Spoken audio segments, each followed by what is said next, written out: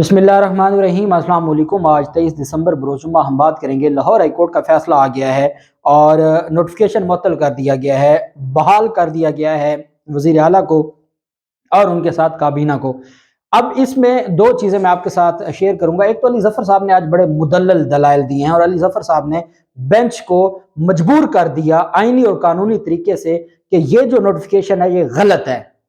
अब आगे जिसको हम कानून की जुबान में नजरिया ज़रूरत कहते हैं, मामला उस तरफ कैसे गया, इमरान खान से जब मुलाकात हुई अली ज़फ़र साहब ने कैसे उनको इस मामले पर राज़ी किया, उसकी वजह क्या थी, और एडवोकेट जनरल पंजाब भी ज़मान पार्क गए, उन्होंने भी इमरान खान से मुलाकात की।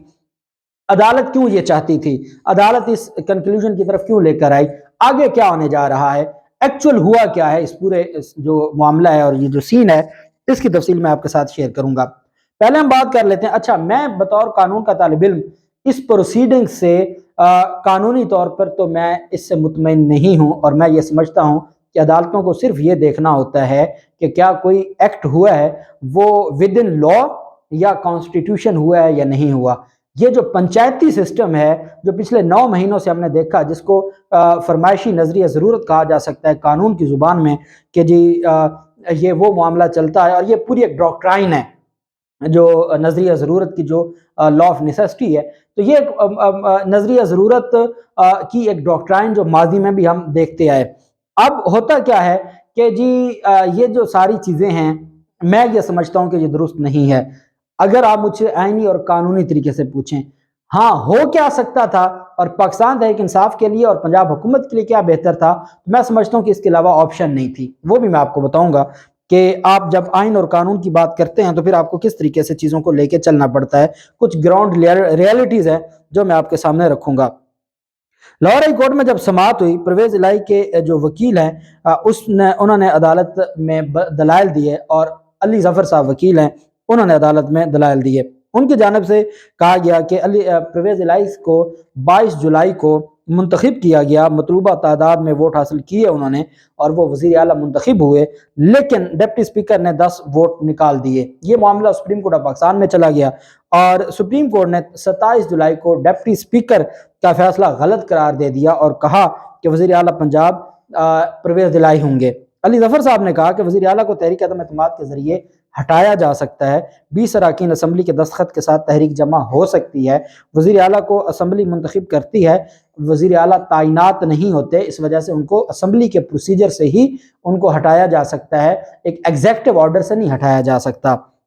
अगर गवर्नर को ये लगता है कि वज़ीर आला अक्सरियत खो चुके हैं तो वो अदम एतमाद के वोट का कह सकते हैं। अदम एतमाद के लिए अलग से सेशन बुलाया जाता है। परवेज इलाही के वकील ने कहा अपने दलाइल देते हुए कि गवर्नर तहरीक अदम एतमाद के लिए दिन और वक्त का तयन नहीं कर सकता। जब अदम एतमाद के लिए 3 से 7 रोज का वक्त है तो एतमाद के वोट के लिए ऐसा क्यों नहीं है, वक्त होना चाहिए। ये नहीं है कि अगर गवर्नर ने कहा तो 48 घंटों में आपने हर हाल में लेना है। वो ये नहीं कह सकता कि कब और कहाँ होगा, वो सिर्फ ये कह सकता है कि आप एतमाद का वोट लें। अगला फैसला स्पीकर के पास होता है, स्पीकर इसको डिसाइड करता है।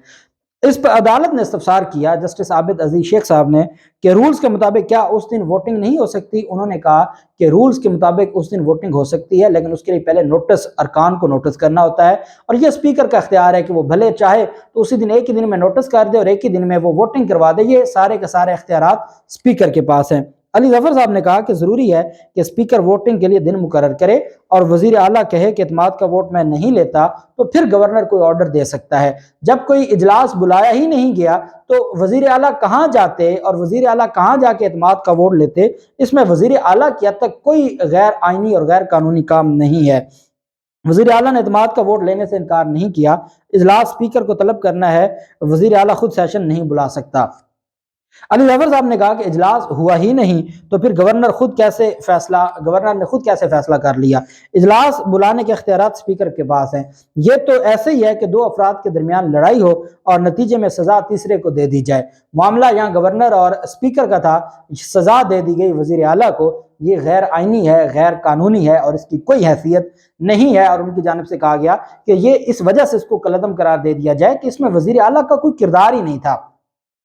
स्पीकर को कहा गया, स्पीकर ने इजलास बुलाना था, स्पीकर ने नहीं बुलाया, कार्रवाई आपने वजीर आला के खिलाफ कर दी जो कि गैर आईनी है। عابد عزیز شیخ صاحب نے کہا کہ اگر گورنر نے اعتماد کے ووٹ کا کہا ہے تو اس پر پھر عمل درآمد تو ہونا ہے۔ جسٹس عابد عزیز شیخ نے کہا کہ گورنر اعتماد کے ووٹ کا کہہ سکتا ہے، یہ رولز میں موجود ہے۔ اس پر علی ظفر صاحب نے کہا کہ عدم اعتماد کے ووٹ کے لیے اسمبلی کا پروسیجر بھی ہے، اس پورے عمل کے لیے مناسب وقت دینا چاہیے، اگر کوئی سیشن ہی نہیں ہے تو وزیر اعلیٰ کہاں جا کے ووٹ لے۔ علی ظفر صاحب نے کہا کہ گورنر نے جو اجلاس اور اعتماد کے ووٹ کی گراؤنڈز ہیں، کیونکہ گورنر کے لیے ضروری ہے کہ کوئی ویلڈ اور ریزنیبل گراؤنڈ ہونی چاہیے۔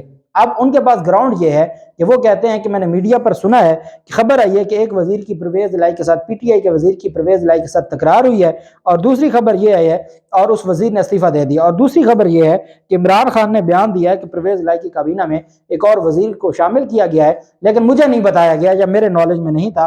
تو وہ یہ بتا رہے ہیں کہ یہ ڈفرینسز بٹوین پرویز الہی اینڈ عمران خان، کاف league and P T I, تو یہ وہ یہاں سے اخذ کر رہے ہیں، وہ خود ہی اخذ کر رہے ہیں کہ ان 2-3 جو ایسے ایونٹس ہوئے ہیں جو میڈیا نے کوٹ کیے ہیں، تو ان کو دیکھتے ہوئے انہوں نے کہا کہ یہ تو اپنا اعتماد بھی کھو چکا ہے، اس کے پاس تو اکثریت نہیں رہی، ان بنیادوں پر عدم اعتماد یا اعتماد کا ووٹ کیسے لیا جا سکتا ہے۔ علی ظفر صاحب نے کہا یہ کوئی گراؤنڈ ہے جس کے اوپر یہ کہہ رہے ہیں۔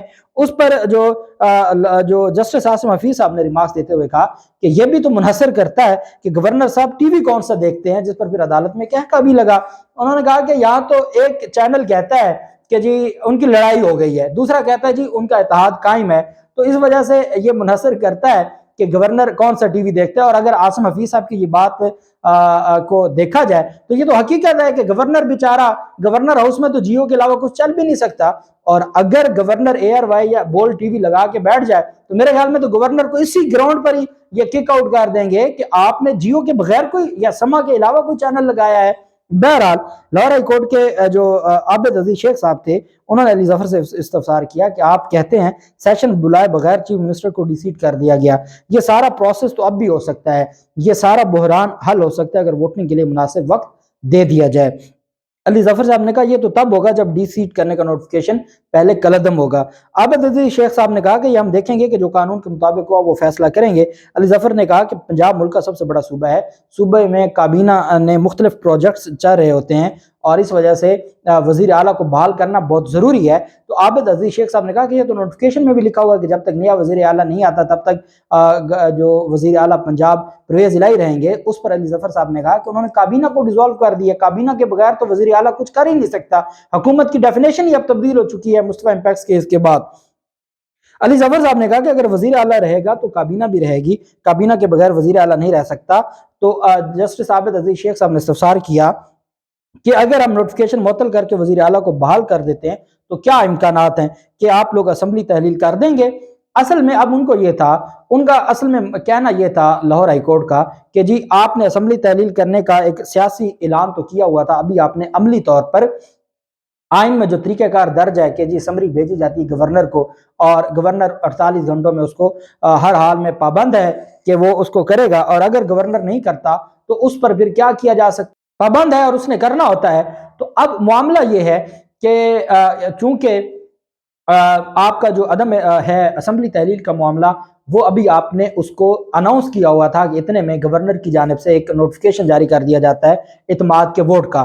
اب چونکہ گورنر اعتماد کے ووٹ کا آپ کو کہہ رہا ہے اور اس نے جو گراؤنڈز دی ہیں وہ آپ نے کہیں چیلنج نہیں کی، اسپیکر نے اس پر رولنگ دی ہے لیکن آپ نے کسی عدالتی فورم پر چیلنج نہیں کی، اور اعتماد کے ووٹ کا انہوں نے کہہ دیا۔ اب اعتماد کے ووٹ کا جب انہوں نے کہا ہے آپ نے نہیں لیا، انہوں نے آپ کو ڈی سیٹ کر دیا یا ڈی نوٹیفائی کر دیا۔ اب اگر ہم گورنر کا نوٹیفیکیشن ختم کرتے ہیں تو اگلا سوال یہ ہے کہ جو گورنر کی جانب سے وہ ایک آئینی عہدہ ہے اور وہ سربراہ ہے صوبے کا، جب وہ آپ کو اعتماد کا کہہ رہا ہے تو عدالت نے بالکل اس کو نظر انداز نہیں کر سکتی، آپ کو اعتماد کا جو معاملہ ہے وہ لینا پڑے گا، اعتماد کا ووٹ لینا پڑے گا، اس کے بغیر آپ اسمبلی تحلیل نہیں کر سکتے۔ اب اس میں ایک ٹیکنیکل معاملہ تھا، بہرحال وہ میں آگے آپ کو چل کے بتاتا ہوں کہ عدالت کی جانب سے جب یہ بات کی گئی اور عدالت نے کہا کہ آپ انڈر ٹیکنگ دے دیں، لکھ کے دے دیں کہ جب تک اعتماد کا معاملہ حل نہیں ہو جاتا آپ اعتماد کا ووٹ نہیں لے لیتے، آپ اسمبلی تحلیل نہیں کریں گے۔ اچھا، یہ مطالبہ کرنا بھی غیر آئینی ہے اور لکھ کے لینا بھی غیر آئینی ہے، کیونکہ اعتماد کے ووٹ میں کہیں اسمبلی تحلیل کرنے کی ممانعت نہیں ہے، جہاں اسمبلی تحلیل کرنے کا صرف ووٹ آف نو کانفیڈنس کی بات ہے جو واپس لے لی گئی ہے، اس کے علاوہ اور کوئی حل نہیں ہے۔ اب جو عدالت، کیونکہ عدالت ہے جی، اب میں اور آپ تو آئین نہیں نہ سمجھتے، میں تو آپ کہتے بھی رہے تو آئین تو وہی ہے جو عدالتیں کہہ دیں، جو عدالت تشریح کر دے، عدالت کہے کہ جی یہ جو آئین میں لکھا ہوا ہے کہ کوا سفید ہے تو بس وہی سفید ہے، میری اور آپ کی رائے کی کوئی اہمیت نہیں ہے، یہ ہمارا نظام ہے اور عدالتوں کے پاس اختیار ہے تشریح کرنے کا آئین کی۔ تو عدالتیں کیونکہ اس معاملے کو دیکھ رہی ہیں تو اس پر پھر علی ظفر صاحب نے کہا مجھے ٹائم دے، میں اس کو ڈسکس کر لیتا ہوں۔ 15-20 منٹ کا وقفہ ہوا، علی ظفر صاحب نے کہا جی کہ ہم تحریری طور پر یہ نہیں دے سکتے۔ انہوں نے کہا پھر ہم کیسے معطل کریں؟ تو انہوں نے کہا آپ اپنے آرڈر میں لکھ دیں اور آپ کہہ دیں کہ جی آپ اسمبلیاں جو ہے وہ تحلیل کرنے سے روک دیں۔ اب یہ عدالت خود اپنے آرڈر میں بھی نہیں لکھ سکتی تھی، ہے جو غیر آئینی۔ انہوں نے کہا نہیں جی آپ انڈر ٹیکنگ دیں گے تو معاملہ چلے گا، آپ کو مزید مشاورت کے لیے 1 گھنٹے کا ٹائم دے دیتے ہیں۔ اس کے بعد عمران خان کے پاس زمان پارک میں علی ظفر صاحب بھی پہنچ گئے، ایڈوکیٹ جنرل پنجاب بھی پہنچ گیا، مونس الہی بھی پہنچ گئے، وہاں ساری چیزیں ڈسکس ہوئیں۔ عمران خان اس بات پر راضی نہیں تھے، انہوں نے پہلے بھی علی ظفر صاحب کو روک دیا تھا۔ علی ظفر صاحب نے کہا کہ دیکھیں اگر ہم یہاں سے نوٹیفیکیشن یہ معطل نہیں ہوتا، ہم سپریم کورٹ جاتے ہیں وہاں بھی ایسے لوگ بیٹھے ہیں، وہاں بھی آپ نے دیکھا ہے کہ ہم جاتے ہیں وہی کام ہونا ہے کہ انہوں نے اپنی مرضی سے ایف آئی آر کر دینی ہے اور پھر احسان بھی چڑھا دینا ہے کہ دیکھیں جی ایف آئی آر ہم نے کروا کے دی ہے۔ انہوں نے کہا یہ پورا ایک نظام ہے۔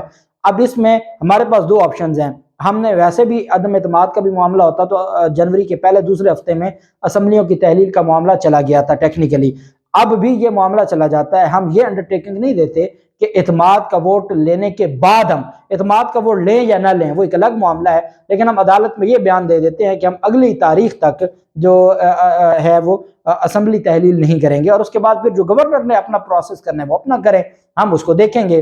اس پر پھر عمران خان کو انہوں نے اس بات پر راضی کیا کہ ہمارے پاس آئینی اور اگر آپ آئین اور قانون میں رہتے ہوئے کرنا چاہتے ہیں اور کوئی آپشن نہیں ہے، ہمیں طریقے سے دیکھنا ہوگا عدالتوں کے ساتھ، پہلے ہمارے پی ڈی ایم کے ساتھ، ادھر ان کے ساتھ معاملات، ادھر عدالتوں کے ساتھ معاملات، تو یہ چیزیں تھوڑا سا ہم اس میں فلیکسیبلٹی دکھائیں اور ہم اس نوٹیفیکیشن کو کالعدم کروائیں۔ یہ بات عمران خان اس بات کو تسلیم انہوں نے کیا، وہ جانتے ہیں ان چیزوں کو ٹیکنیکلی، وہ خود بہتر جانتے ہیں کہ کس طریقے سے نظام چل رہا ہے اور کیسے وہ نظام کے اندر رہتے ہوئے اپنی سٹرگل کر رہے ہیں۔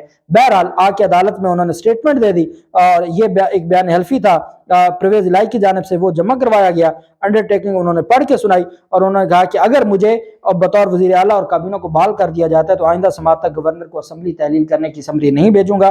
عدالت میں گورنر پنجاب کے وکیل نے کہا کہ ان کو 3-4 دن دے دیتے ہیں، اعتماد کا ووٹ لے لیں، تو اس پر عدالت نے کہا پہلے آپ بھی لکھ کے دیں کہ آپ اپنا نوٹیفیکیشن واپس لیں گے۔ علی ظفر صاحب نے کہا کہ یہ واپس لے نہ لے، ہم کہتے ہیں یہ ہے ہی غیر آئینی، اس کو کالعدم قرار دیں۔ عدالت نے کہا ہم اس کو معطل کر رہے ہیں اور پھر ہم اس کو تحریری فیصلے میں ڈیٹیلز ہم لکھ دیں گے، اور اس پر ہم انڈرٹیکنگ میں ان سے لے لی اور عدالت نے کہا کہ 11 جنوری تک جی جواب جمع کروائے۔ گورنر پنجاب، اٹارنی جنرل سمیت تمام جو فریقین ہیں ان کو نوٹس جاری کر دیں اور عدالت نے کہا 11 جنوری کو اب ہم دیکھیں گے اس کیس کو آگے۔ اب دیکھنا یہ ہے کہ جو تحریری فیصلہ آتا ہے وہ کیا آتا ہے اور اس میں کچھ مزید ڈیٹیلز بھی سامنے آ جائیں گی۔ الٹیمیٹلی وہ نوٹیفیکیشن اڑ گیا ہے اور اب آگے جو اسمبلی میں ان کی آپس میں ایک جو اکثریت ممبران کا معاملہ، وہ ساری چیزیں چل رہی تھی، وہ اب اسمبلی میں چلیں گی۔ وزیر اعلیٰ اور کابینہ بحال ہو گئی ہے۔ اللہ پاک پاکستان کا حامی و ناصر ہو۔